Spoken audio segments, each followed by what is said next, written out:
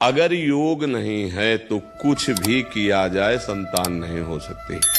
जैसे श्रीमद् भागवत में कथा आती है कि आत्मदेव नाम के ब्राह्मण के पास खूब ऐश्वर्य संपत्ति सब थी, पत्नी थी जिनका नाम धुंधुली था। अब पति ने बहुत साधना की, दान पुण्य किया, बड़े विद्वान थे वो, तो सब अनुष्ठान किए लेकिन संतान नहीं हुई। और हार करके इस बात में जल करके कि अब जाके जंगल में मैं आत्महत्या कर लूंगा, मेरे तो संतान है ही नहीं। तो जंगल में गए तो देखा सन्यासी जी आ रहे थे, तो उनके चरणों में गिर पड़े, रोए बहुत कि भगवान मैं तो यहाँ शरीर ही छोड़ने आया था, क्यों चिंतित हो तुम? बोले संतान हमारे नहीं। तो उनका मैं योग देख रहा हूं, तुम्हारे भाल में संतान की रेखा नहीं है। तो उनका महाराज अब हम तो जिएंगे नहीं अगर संतान नहीं मिला। तो उनका भाग्य में रेखा नहीं है संतान की, मान लो सुखी हो जाओगे।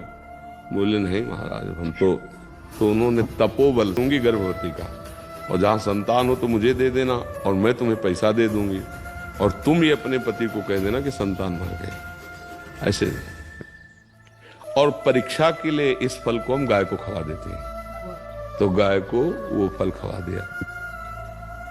अब वो समय से जब उनकी बहन के लड़का हुआ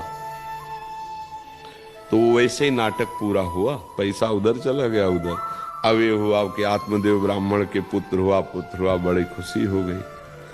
अब उसने अपने पति से कहा कि पूर्व में संतान ना होने के कारण मेरे वक्षा स्थल में दूध नहीं है, मेरी बहन के लड़का हुआ तो वो पधार गया, तो अगर उसको हम सेवा के लिए बुला लें तो बढ़िया रहेगा। तो बुला लिया, वो बढ़िया बात बन गई क्योंकि बहन थी।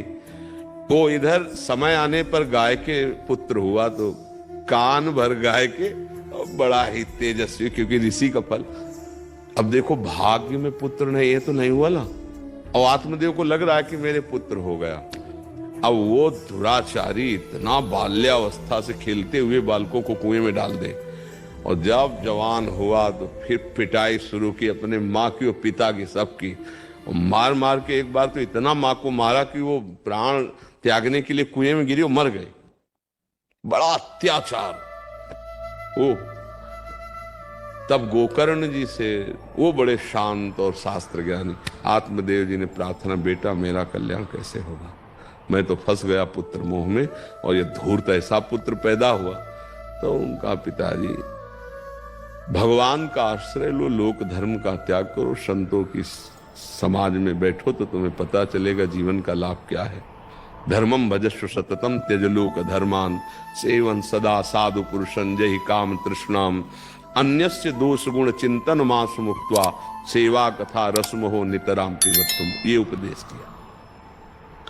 वो गए और भगवान का चिंतन करते हुए उनका, अब ये घोर पापाचारी पाप करके फिर वैश्याओं के संग उनके प्रभाव से मरा भूत बना। तो उसी के लिए गोकर्ण जी ने भागवत की कथा कराई।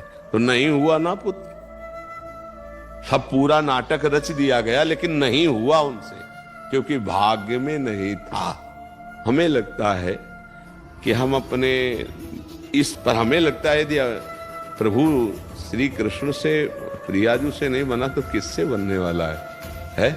सब तो इन्हीं के अंश हैं, इनसे नहीं बना तो किससे? देख लेना चाहिए, किसका प्रश्न है?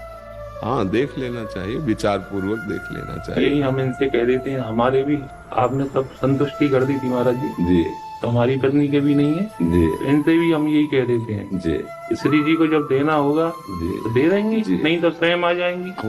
हमारे इसमें श्री जी की सेवा में कई ऐसे परिवार हैं जिनकी संतान नहीं हुई, आजीवन के लिए अब ब्रह्मचर्य लेकर खूब भजन साधन और प्रभु को अपना मान लिया, जीवन कृतार्थ हो गया।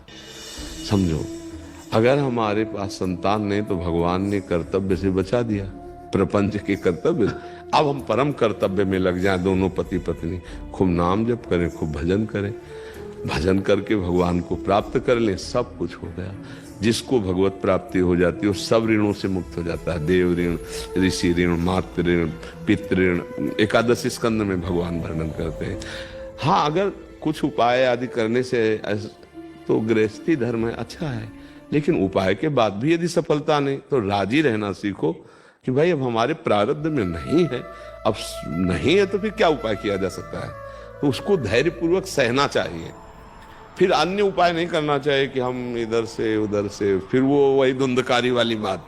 हाँ, उसमें क्या होगा कि जैसे आपकी संतान है तो आपके अंश से पैदा है, आपका स्वभाव, माता पिता का रूप और स्वभाव जाता है पुत्र के ऊपर, पहचाना नहीं जाता। तुम उनके लड़के हो क्या? बोले क्यों? बोले आकृति मिलती है और देखो डीएनए भी मिलता है, नहीं मिलता, और स्वभाव, आचरण, माता पिता का ढांचा पुत्र के ऊपर आता है ना, पुत्र या पुत्री संतान के ऊपर, उससे गुण भी आते हैं।